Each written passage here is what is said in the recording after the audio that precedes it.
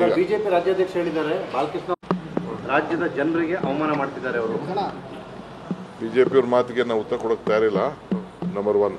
ಎರಡನೇದು 17ನೇ ತಾರೀಕು ನಾವು ಕಾಂಗ್ರೆಸ್ ಕಾರ್ಯಕರ್ತರ ಸಮಾವೇಶ ಇಟ್ಕೊಂಡಿದ್ದೋ, ಅದು ಕಾರಣಾಂತರದಿಂದ ನಾವು ಮುಂದೂಡಿದ್ದೋ.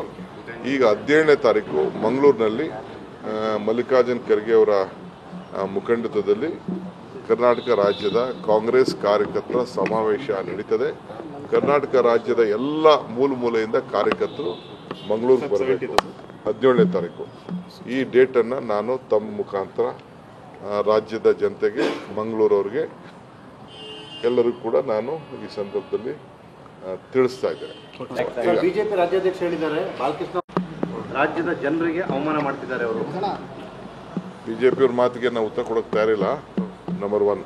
ಎರಡನೇದು 17ನೇ ತಾರೀಕು ನಾವು ಕಾಂಗ್ರೆಸ್ ಕಾರ್ಯಕರ್ತರ ಸಮಾವೇಶ ಇಟ್ಕೊಂಡಿದ್ದೋ, ಅದು ಕಾರಣಾಂತರದಿಂದ ನಾವು ಮುಂದೂಡಿದ್ದೋ.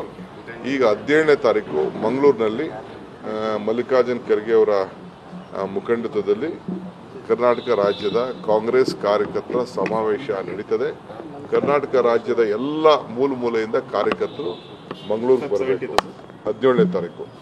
ಈ ಡೇಟನ್ನು ನಾನು ತಮ್ಮ ಮುಖಾಂತರ ರಾಜ್ಯದ ಜನತೆಗೆ, ಮಂಗಳೂರವ್ರಿಗೆ ಎಲ್ಲರಿಗೂ ಕೂಡ ನಾನು ಈ ಸಂದರ್ಭದಲ್ಲಿ ತಿಳಿಸ್ತಾ ಇದ್ದೇನೆ.